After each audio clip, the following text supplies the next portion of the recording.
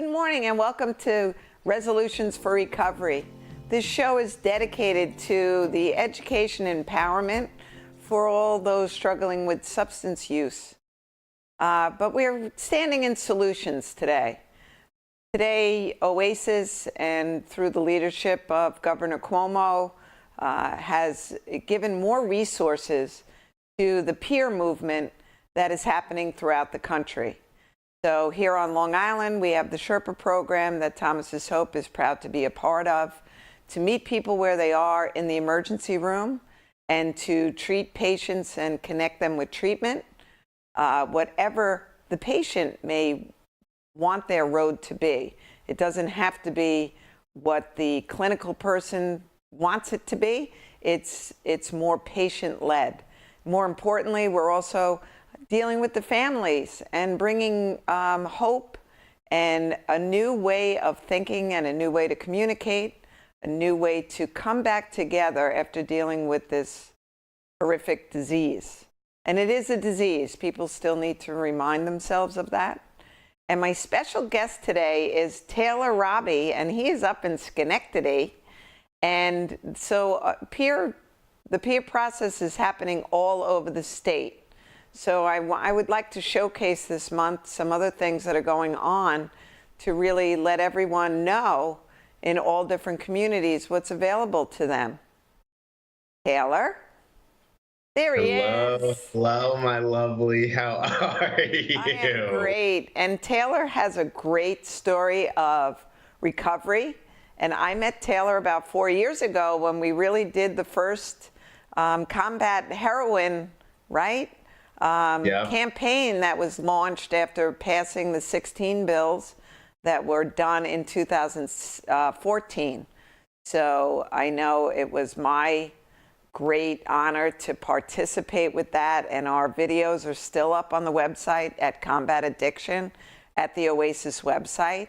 So for all people that are embarrassed, right, because we still have a huge shame and stigma and people don't like to come out because they, God forbid that someone think they're struggling with something, and everyone is struggling with something, right, Taylor? So just need to be more honest. But, you know, tell us a little bit about your journey, because I think here is the hope and the pride of recovery right here, right now, this young man who's doing such amazing work.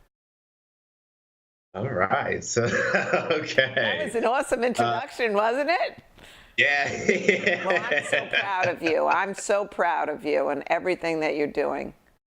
Thank you. I'm proud of you too. And I'm glad, we get to have this opportunity today. I mean, anytime always is a good time to talk to you because you know how much I love you. Yes. So I'm glad we get to do this today. So for those of you who don't know, my name is Taylor Robbie. I'm a young person in recovery. And so for me, that means that it's been over 4 years, and I just recently celebrated my 4th year a week ago since I've had a drink or drug, and also, in recovery from my mental health as well. And it's been a very empowering and very wonderful, loving, interesting journey, to say the least. Oh, this past 4 years. And, I grew up in Sullivan County, New York, which is this very rural place down south in New York State. And originally, I had grown up, my family grew up, and I was brought up in this almost like cult-like religion thing called the G's Nation. And so I was in that for like the first 12 years of my life. And there was a lot of very interesting experiences being a part of a religious sect like that, Okay. And when I was about 13 years old, like that's when my family decided to leave, and I started going to public school. And so like when I went to public school for the first time at 13, it was like a culture shock, I was like, anything I knew about what, quote unquote, normal kids do was all based TV. And so I was like, I don't know how to interact with these kids. So shortly after I started school, the friends that I met, they were friends who used drugs and partied. So then, that was like my outlet. So that way I could fit in with these kids. And before, like a lot of people, it started off as this weekend thing or at the parties. Hmm. And before I knew it, it was like, bam, it took a hold of me and I was right And down. you were only 13 years old, so we know now, from science, that an Right, adolescent brain is so susceptible to being right, changed. So we don't know what would have happened at age 25 if you had waited, right? Would you have right. disease of addiction? We don't know, but we'll pick you up I just always like to interject that kind of information. It's Parents need to important hear to that. know. It's important to know because, when you start using at such a young age, it changes the way that your brain develops. It's still growing at that point. And Yes. so everything is all out of whack at that, especially once you start using your brain chemistry gets sent in all sorts of directions. And it's And wildfire also. Things right, happen so quickly then. The right. progression of the disease is so quick at such a young age. Especially, being a young person too, when that's, where Sullivan County is, for anyone who knows Sullivan County, it's a very, very rural area where Yes. there's not a whole lot there. So that's almost like the culture there. People just Yes. party and drink and get high. And that was just the thing to do. And there's the unfortunate souls who get wrapped up in it and they develop the substance use disorder and then they suffer while there's the others who just do it for the sake of just doing it. And for me too, a lot of it was trying to fit in, because here I am, like this young African American gay male in the middle of the country. I'm like, I have to do, whatever it takes to fit in with these people. That way I'm not ostracized any more than I could already possibly Yes. be. And that mentality and that thinking is what kept me sick for such a long time because I kept thinking that I had to be someone different than who I was because who I was wasn't good enough where I was living, and And you were I a had all these baby. right, right, with no one to like really, turn to say like, hey, this is what I'm thinking, this is how I'm feeling. What do I do about it? And eventually, as a lot of people know, my it started going to the route of using heroin. And once I started using heroin, that was like, Oh, oof, yeah. that was just oof. And I knew, right? Like I could feel it Yeah. inside. Like the very moment that I did it, I was like, this is going to be a problem for me because I loved it too much. You Wow. know, I Yes. knew it. And I didn't want to, at first I thought like maybe I was kind of joking about it, because I Yeah. was saying it in a joking manner, and I didn't realize like how serious and how true it was that that was going to be a serious problem for me. It's almost like Once your I soul knew. Your soul knew. How right, old it was were like, you buddy, when you first tried heroin? um, I was 17. It was the beginning of my senior year in high school. And, like I had done other opiates before that, prior to that, but there was something about the heroin that was Yes. just like, it My was son like, said the same thing. There's something, right. right. And that was like my love. That, Yeah. that was everything. I was like, I don't need friendships or relationships or anything because I had that. And that was the thing that was feeding my soul, even though it really wasn't. It was destroying it, It was, yes. in that time. And it And was your best friend, and then it becomes your boss. right. And it makes you It do tells things that you would never do. right. And that was like because once that happened, and it was anything that I did in life revolved around that. if Yes. what I was doing, whether it be school, work, relationships, didn't, coincide with my use, then I was like, nope, sorry, I can't do it. That's not going to work for me because I need to get high and I need to do it. And when it started, like I didn't see how much of a problem it was because when I was in high school, like I was popular in high school, I had all these friends and I got good grades. I was prom king in high school. I had a job, I was making money, and I was doing all these things. So, like we talked about that stigma, because of that stigma and how I thought, oh, what an addict looks like. I was like, well, that's not me. Look at all the things that I'm doing. I'm not like Exactly. those people. So it's, I'm not that bad. And it wasn't until like, later on where it was like, whoa, like now, boom. Because once everyone found out I was using heroin, no one wanted to hang out with me anymore. Everyone like was distrustful towards me. They thought, I was a low life. I was up to no good.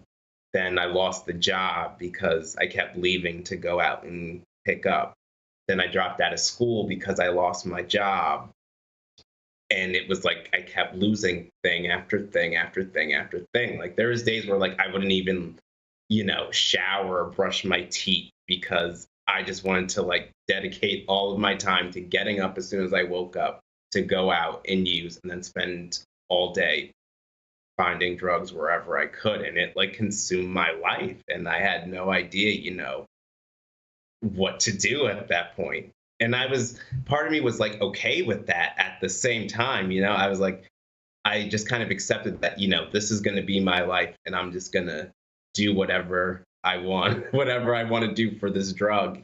And I just accepted that as my fate. Either I'm going to die or I'm going to get high forever. And that was it, Wow. you know. Wow. That's, Right. people just don't realize, when you hear people say, and certainly have written things, and when I get the feedback, oh, well, that scumbag should be dead, that this, Right. no, were you a scumbag? No. Was my son a scumbag? No. You were sick and suffering with a disease that you got caught up with, that every cell in your body needed that. And Right. people need to understand that. Here's this beautiful young man, right, growing into what we want, right, what society wants you to be. And you were all of those things until your dirty little secret came out. But if your dirty Right. little secret had been, oh my gosh, Taylor has, has some kind of horrific disease, they would have been making you spaghetti dinners. Right. Right. But as soon as they heard that, oh my gosh, he's a scumbag. He's no good. Right. He should go away now. Right. It's horrific how society sees substance use. Right. And it's like that lack of understanding. A lot of it is a lack of understanding, and some people not wanting to understand, Correct. because ignorance keeps them, in the dark, and they're like, no, I don't want to see any other picture. This is what I believe. This is what I'm going to believe. And, But you know what I it's believe? There's a lot of people that hold on to that ignorance because they right. have people in their family that they are not willing Right. to understand or forgive or Right. whatever transpired. There's trauma on both sides for everyone, right? There's trauma Right. of maybe seeing a parent or an aunt or an uncle or a grandparent and then just saying, no, I'm never going to forgive them. They had a choice not to do that to me, right? Right. So it's Mm. easier to hold on to what you think it is than it is to actually have to open up that scar, open up those dirty little Right. secrets for everyone. Right. There's that family piece Right. always again, right? It's a family disease, like we say, and Absolutely.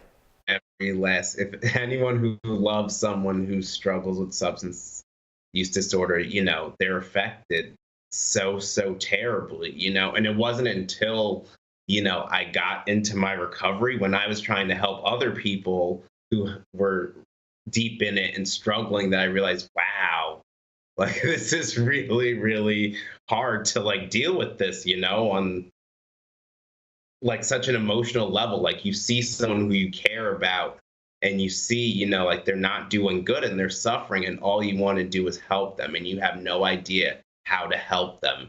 And that's tough. That powerlessness, just like, the person with the Yes. substance use disorder is powerless to the substance use disorder themselves. The person who cares about that person is also powerless to it. It's like, Yes. how do we through that? Because unfortunately, you didn't see what you were doing to your family, just like many Right. people don't. Because the disease tells you you're only hurting yourself. You're not hurting anybody else. Tell them to leave you the hell alone. We're fine. Right. We're fine over here. We're not bothering you. Leave us alone. Because then, right, substance use likes those dark, dank corners because it can grow Right. so incredibly well there. Right, because it puts all these thoughts and ideas into your head, so that way you think that everyone is against you. Exactly. And then when you think everyone is against you, you isolate, and then it's just you in the dance with the devil, and there's no one Yes. else to kind of like grab you and be like, hey, like you got to get out of this abusive relationship, because that's what it's really like an abusive relationship. It's a very abusive relationship. Perfectly put, my friend. Perfectly put. Thank you. Thank you. What was your And family so, doing at this time as a senior in high school? Tell me about what your family was thinking and feeling.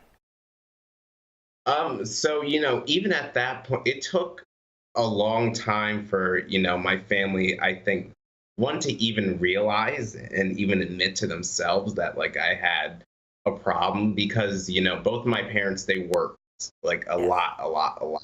So most of the time it was just me. Like if I was at home, it was just me at the house. So they weren't around a lot enough to kind of see like the changes really in my behavior. Like if my eyes were bloodshot or I was acting like extra off that day, they just kind of like chalked it up to, oh, he's just tired, Right. and he just had a hard day today. And that's all it was, because, prior to, my use, everyone, I kind of did this thing when I was using where I painted this picture of myself to, all these other adults that, here's this guy who he gets good grades, he has the job, he has all these friends, he's popular. Like, here's this, well-rounded kid who would never make, a decision like using drugs. And like I allowed them to believe that. Like, there's no way that I would ever use drugs because I know better. I know that they're dangerous. So like if they ever questioned it, they never had any reason to question me whatsoever, because I allowed them and made them believe like, I would never do that. I'm not that kind of person, Yes. And so it wasn't until, people, because Sullivan County is a very small place. So it wasn't until like more and more people started saying, oh, hey, I saw Taylor at this party and he was with this person and they were doing this. Oh, I saw Taylor, he was in the car at the Sunoco and he was with that person and they were doing this. And, it started to take all these people, coming along and saying like, look, like this is what the kid's doing. And like, you have to see like that's a real, he's not making decisions in his life. And, eventually like there was a day where like my family had like an intervention for me, and they kind of like sat me down and like straight out asked me, for the final time, like, are you using heroin? And at that point I was like, I can't lie anymore. There's no use in lying anymore. And so I just said it. I just said, yeah, I'm using heroin, I'm getting high. And they had no idea what to do at that point. They didn't really, that's not the answer they were hoping for. Right. Right. And they had It's never. the answer they knew, though. They knew intuitively that it was true. Right. But once I say it out loud, it's going to become real. Right. Yeah. Right. Yeah. Like when I say it out loud and give life to it, give breath Yes. to it.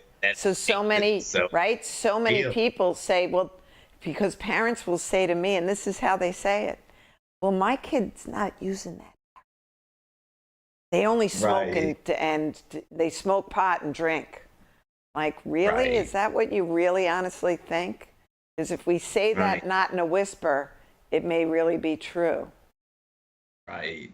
It's almost like, in Harry Potter, where they talk about Voldemort and you can't say his name. You can't say his name. That's Exactly. Because that's, don't say it out loud. You'll bring them here. And it's all, that stigma. It's, I think it's stigma, and it's, worrying because, like, what do I do? Especially in my parents' case, because they had never, both of I have two older brothers, and my brothers weren't like partying and into drugs on like that level that I was at. So like they had never like really experienced this kind of thing before in life. So they're like, wow, like, what do, what do I do now? What do we do? Right. Their level of parenting, right? They dealt with the normal things. Right. Not this. And, like, convince them, because they were like, well, what can we do to help? And, me knowing myself, like I told them, well, if you guys give me money, then I'll just smoke weed. And if I just smoke weed, then I won't use heroin. And because they didn't know about it enough, they just kind of said, okay, well, we'll do that. And so then they gave me money for weed. And while that's the same, I was going out and I was still buying heroin with it. Yeah. Like I had no intention to stop using. Even when I saw like how much it hurt them, I still could not internalize like that I need to stop, because I still couldn't realize how much, I still couldn't realize that it really was affecting them. I just thought that, they were being dramatic and they needed to stop. And that's how like my brain was dealing with it. You needed to stop, because I'm not hurting you. I'm doing this to me. So just leave me alone. Right. Yeah. Right. Just let me be. Let me destroy. Leave me alone. I'm okay. What's the difference? Smoke weed, inject heroin. It's all the same, right? Right. See, and none of it is good for an adolescent. No.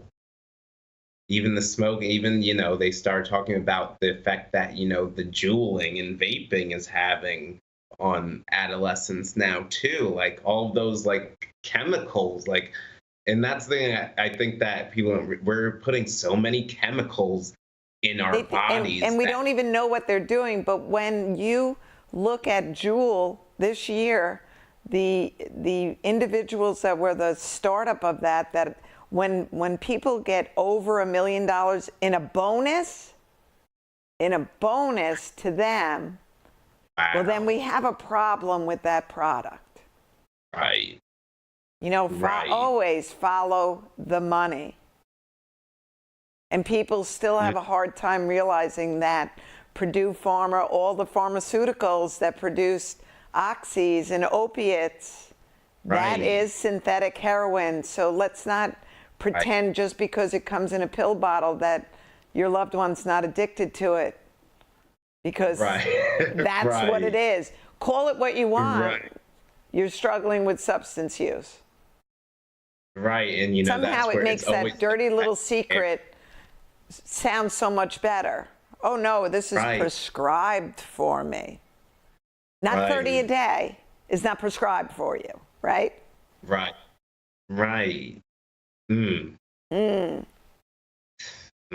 It's semantics. Right? Semantics. Right. It's that justification, Yes. It's like the brain tries to do whatever it can to justify, to say, either we try to justify it for ourselves, saying, oh, I'm not that bad, or we try to justify it for our loved ones to say, oh, well, they're not as bad as so-and-so's kid or so-and-so's husband or so-and-so's wife. Exactly. They're not out. They're using, it's prescribed from a doctor. It's legal. The trauma of the truth. That's what it is, the trauma of the truth. If I say this out loud, it's real now. It's real. The monster's in the house. Right. Can't just avoid it and ignore it. Can't avoid it anymore. The monster's in the house. Put on our armor and start fighting. Yeah. know. And, that's like the thing that I loved about, getting into recovery, and kind of like what motivated me with recovery is like I started meeting, because in the beginning of recovery, I still wasn't, totally sold on the idea. I was like, I don't know. I Well, don't know because about you. you were young. How old were you when you first got into recovery? So I was 19. I was 19 and I got into recovery after I got arrested. I got Okay. arrested back in January 15th, 2015. I got arrested. Um, and even when I got arrested, like here I am and I'm like in the back of the cop car and like I'm bleeding, my hand was bleeding in the back of the cop car and I'm like on my way to jail, and I had never been to jail before ever in my life until like this moment when I got arrested. And I wasn't even thinking about, the fact that, oh my God, I'm about to go to jail, or like, hey, I have to call my mom and my dad and tell them I'm on my way. I was so mad and so angry about the fact that I didn't get to use the heroin that I went to go pick up that day. And that was all that was on my mind for like the whole day. It wasn't until like I started going through the withdrawals while I was in the jail cell waiting that I was like, oh my God, like, How did I get here? How the hell did I right, get here? right. And like I knew I had to, make some changes, because there would be nights where, I would wake up in the middle of the night when I was in jail. And for like a quick couple of seconds, I would like forget that I was in jail. And then like my eyes would like adjust and I would see the bars in front of me. And then it was like, wow, like I'm in How the jail, right? hell did I get here? Right. Right. And I can't do this. I am not like, I need to do something different. And so that's when, when I got bailed out, my parents bailed me out of jail and everything. And when I met with my lawyer was like, you need to go get help. Like, you seriously need to go and get help. And so that's what I did. I went to rehab out here in Albany at Hope House. And Did you get court mandated? so I wasn't court mandated to go to treatment. My lawyer suggested that it would be probably the smart thing to do for my court case and for myself in general. Like that would probably Absolutely. be Absolutely. And I got drug court instead. They gave me Excellent. drug court, and that's like my mandate. You have to do drug court for a year in order to avoid any jail time. And that that was an experience in itself, drug court. But being in treatment, like for that first couple of months, like that was really hard, because it was like all of the feeling like for so long. Taylor, we're going to go to a Yeah. commercial for a minute and we'll be back. Okay. And then we're going to pick up your story because I'm going to give a little clue. It has a great ending. Yeah. A great ending and a new beginning. I will see you in a few minutes. All right.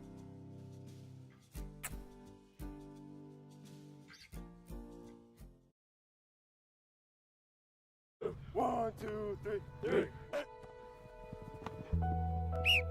Long before my dream of playing professional football became real, addiction impacted my family and nearly destroyed it.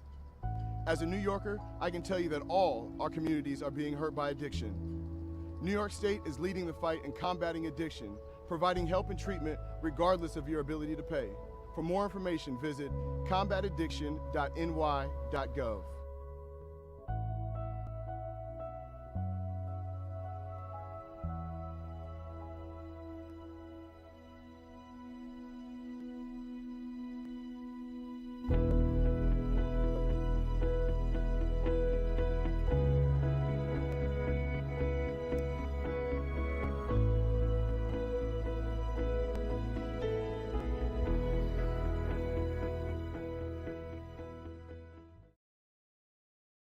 Growing up as a young kid when addiction was around was tough.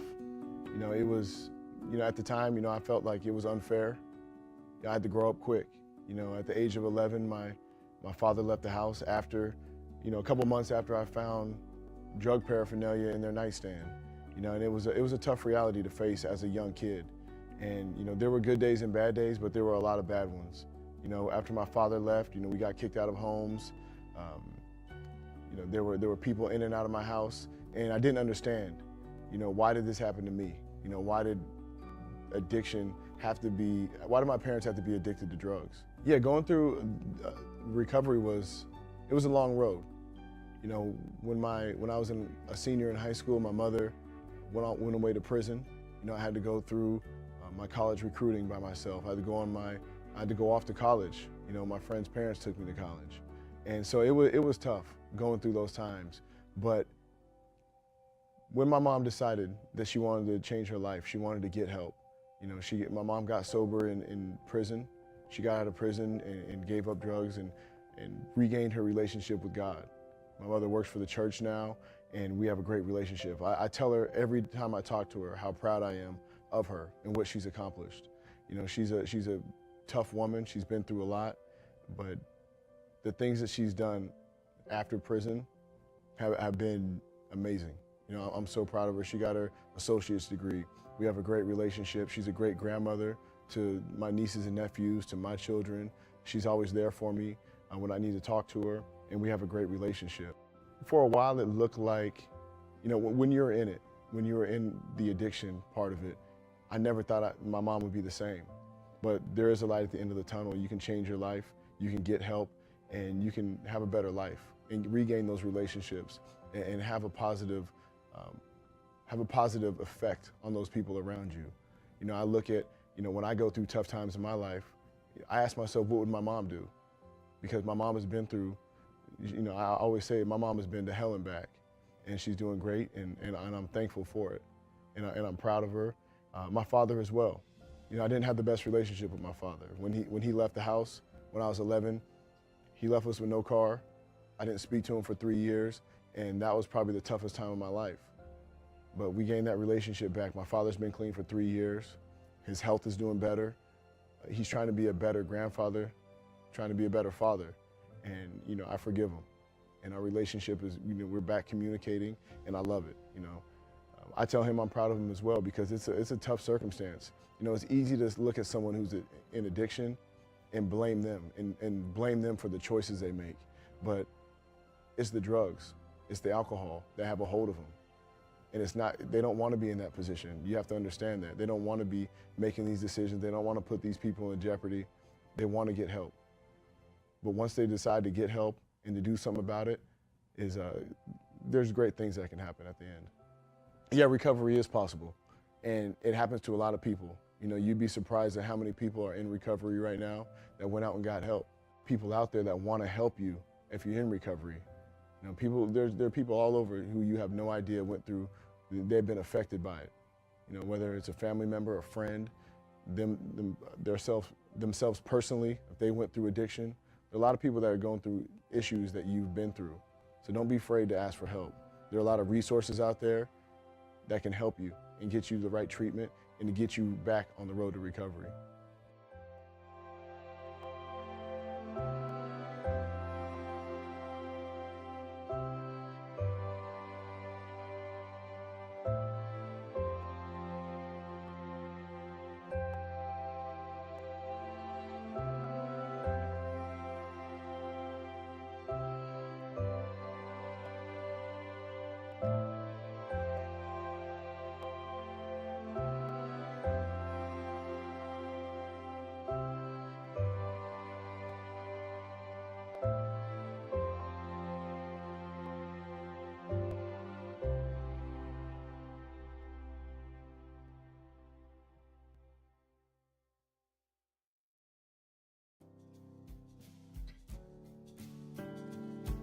Welcome back to Resolutions for Recovery. And I want to bring Taylor back on so we can continue with his story, because now we're really getting to the great part of his story. His substance use was just the match to light his fire of his soul to do what he's meant to do. Taylor, are you there? You are. Because now he is helping people beyond, and I can't hear him. all of a sudden. Taylor? You can't hear me? I can't hear him. I don't know can- what happened. Francis, can you hear Taylor?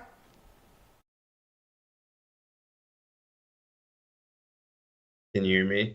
I can't hear you. Can you hear me? Shake your head. I can hear. There you Yeah. are. Okay, continue Oh. with your story. So you're in jail. Can I ask, does it matter to the story what you did get arrested for? Sure. So I was with one of my friends. We had just went and he had just picked up heroin.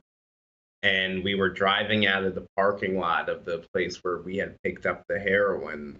And like as we were driving out, he was gonna put on music on my phone. And like I saw like his finger and he was about to press the button into like my photo gallery, which would have been an absolutely terrible idea for him to do. And like so I panicked and like I reached for my phone to grab it. Okay. And then I thought I brake and I stepped on the gas and I drove my car into a fence.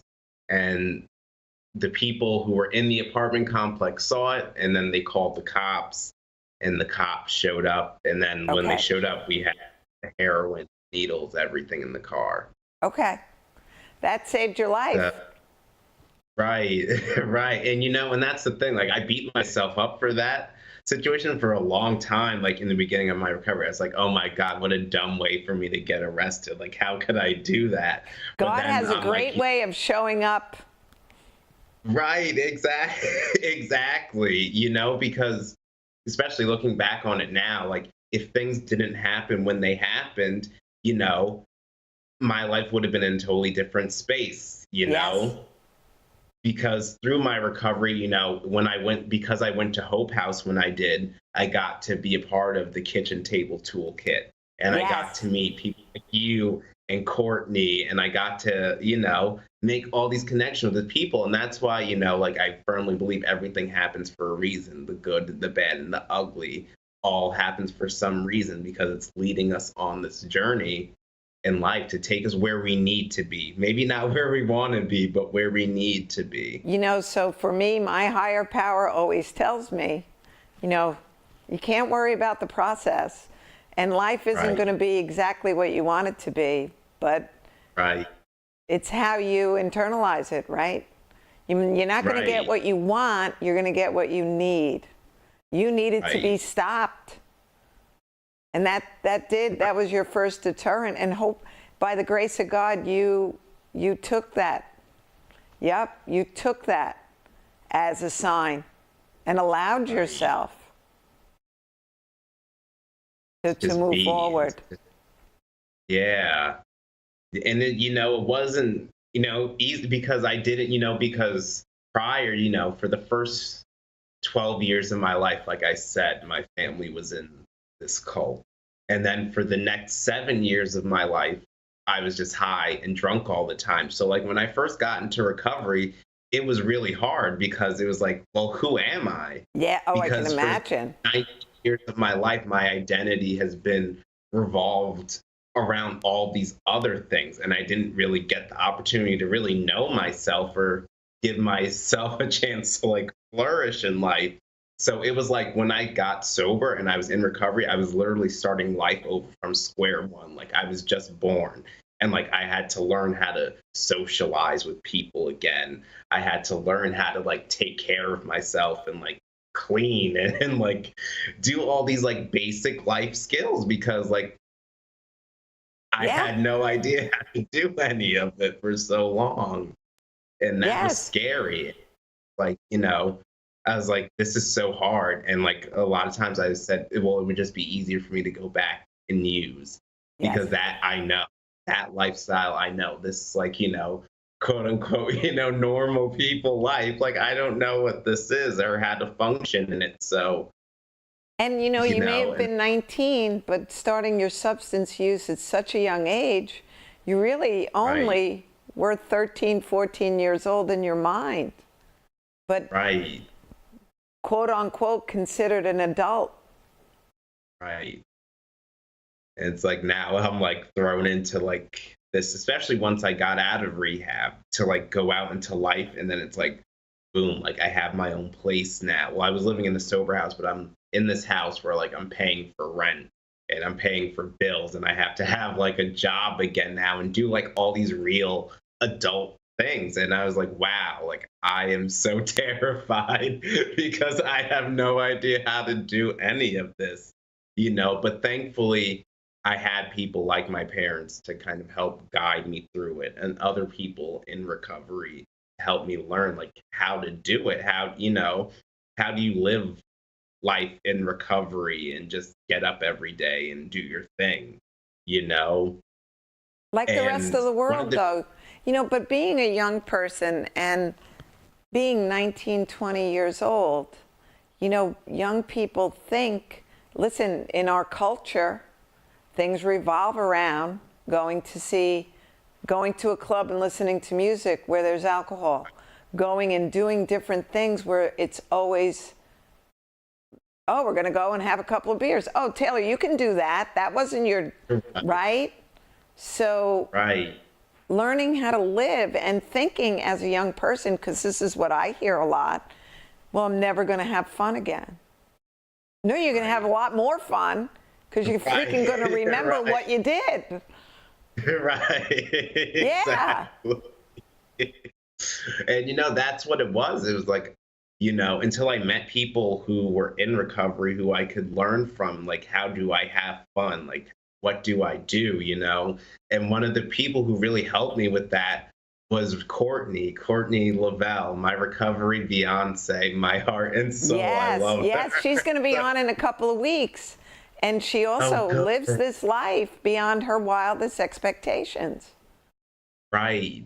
And she does so much. She does so much. And like I tell her all the time, every time I see her or talk to her, I tell her how much I love her because she really, when I started off my recovery, like I went to meetings and I met these people who were in recovery and living, these good lives. But like when I met Courtney and seeing like the things that she did, like not only did it teach me how to like live life in recovery, it gave me purpose. And when I met her, I was like, wow, that's exactly the kind of person that I want to be. These are the kind of things that I want to do. And like, that's where I want to get to in life. And then it was like, once I felt that, everything changed. And that's when like I finally took my recovery seriously. And I started just going and like, I'm like jumping over all these barriers and moving through all these obstacles because it's like I have a goal now and I'm going to do whatever it takes to get to this goal.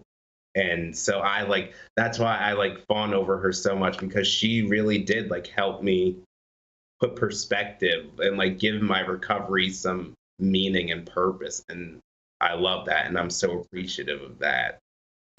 I think, though, that also, we talk about in a 12-step fellowship or being in recovery, and we should talk about this just in ordinary, everyday life. When you help someone else, you forget about you, right? You just help someone else, and it changes how you view life. You feel better. Right. You have a plan and a purpose. We're all here to have a human experience, not to text, not to disengage, not to isolate. We're here to have a human experience. And part of that human experience is showing kindness and compassion to others.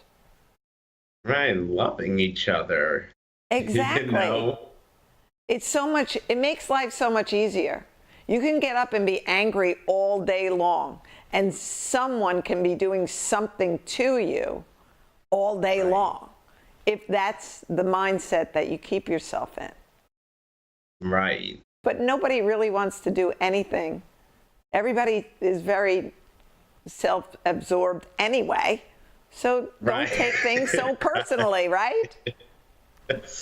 Right. And, I think we've lost like that sense of empathy, to understand, like, kind of try to put ourselves in someone else's shoes and be like, hey, like, yeah, this person is kind of being like a little rude right now, but maybe they're really going through something right now. So maybe understand, like, hey, they're going through something, I can be more sympathetic to them and kind of just like, not react to how they're reacting to me. And that's really hard for a lot of people to do because it's been like ingrained in your brain. Like someone does something that makes me not feel bad, I have to do something back that's going to make them not feel good, and you got to figure out how to get past. Keep your power and say, I'm sorry that you're not having a great day.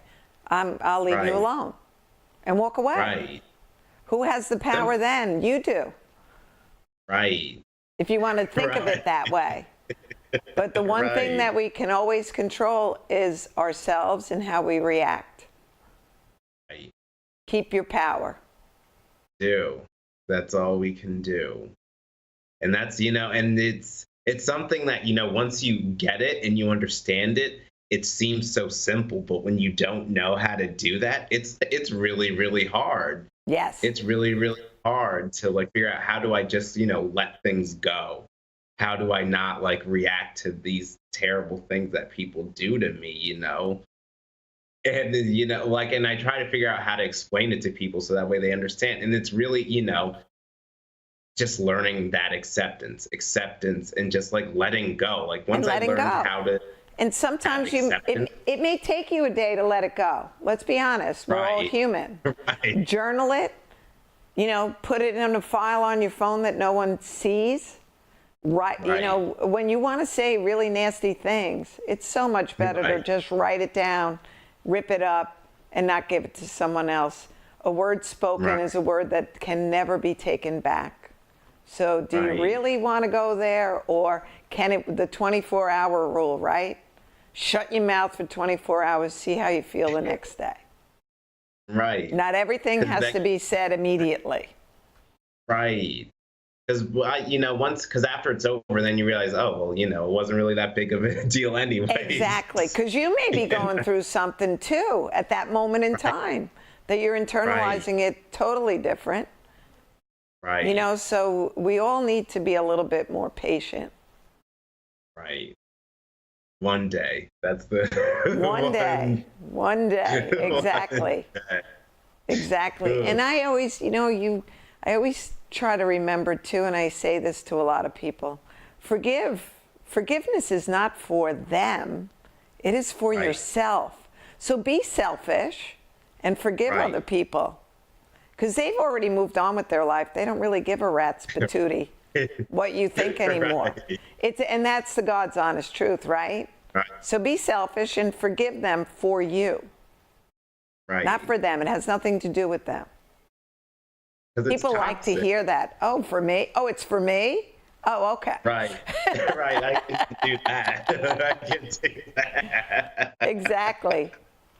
But let's, so I know, Taylor, that you were also in the Reversing the Stigma was a movie that is available through New York State Department of Oasis that can be shown to groups. And you participated in that, showing everything that we are doing because we have so many amazing people in recovery. And, I'm not in recovery from certainly utilizing drugs or alcohol, but I'm in family recovery from going through and witnessing some of the most horrific parts of my life and ultimately losing my son. So yes, I have a voice. I have a voice that counts. Right. And I think, that voice is so important because that voice of the family member, of the loved one is so important because, because it's true. Like when we have a loved one who's going through substance use or really battling with it, we go through our own trauma, it really traumatic experience. So it's important to be able to share that and talk about that because it'll drive you crazy. It'll literally drive you crazy.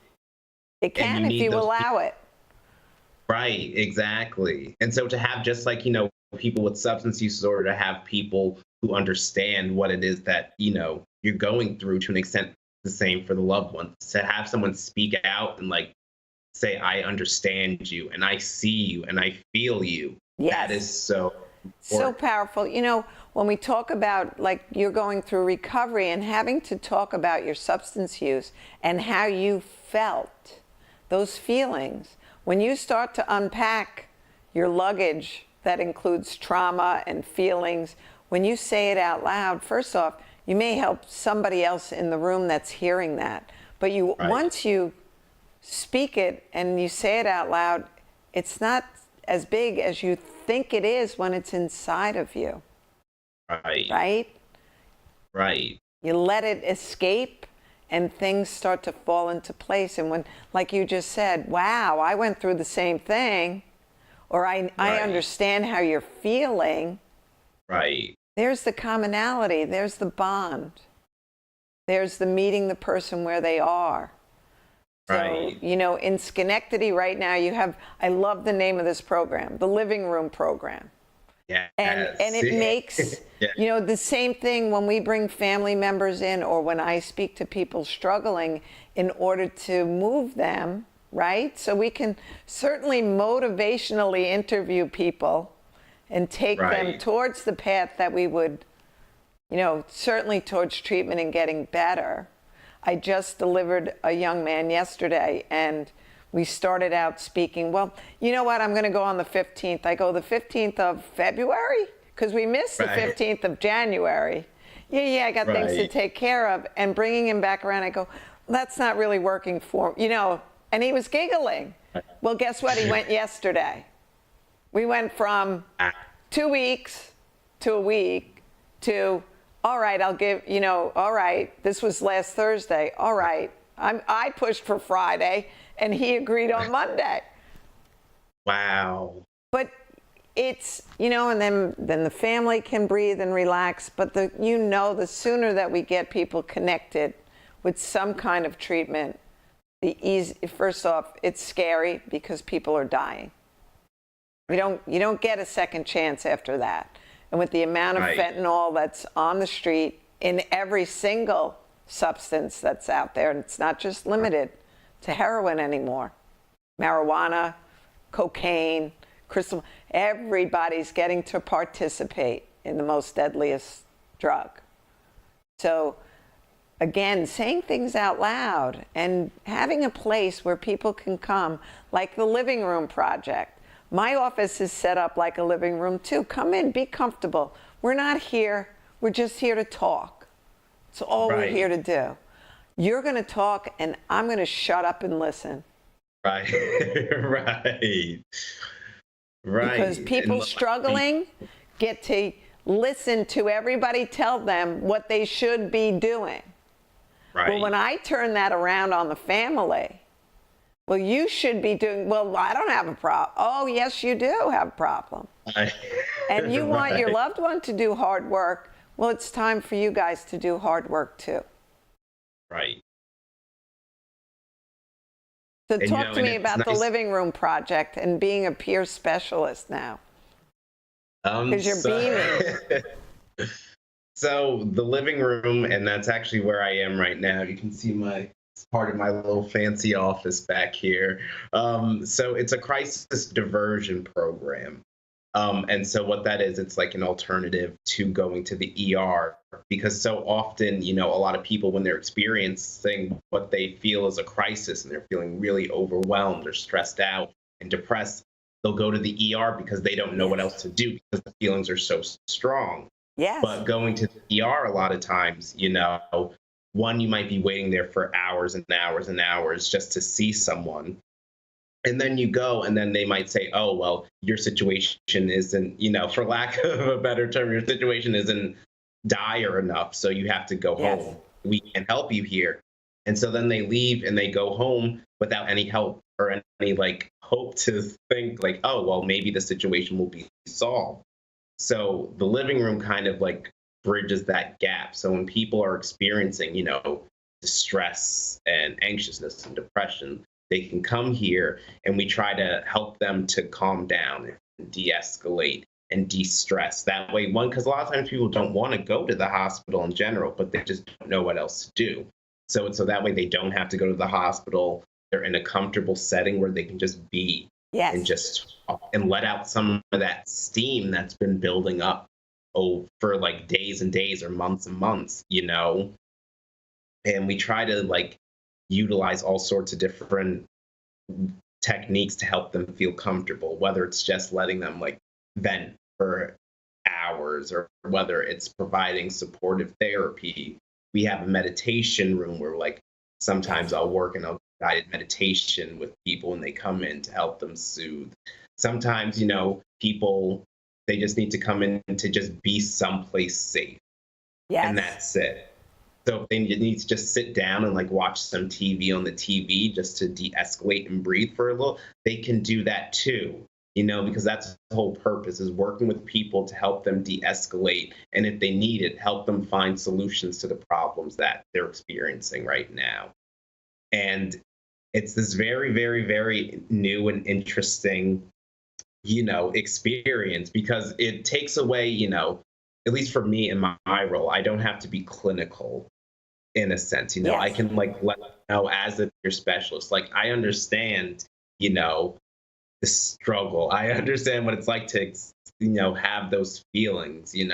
I've been through rehab. I've been through jail. I've been hospitalized for mental health and all that stuff. And like, I get it and I understand.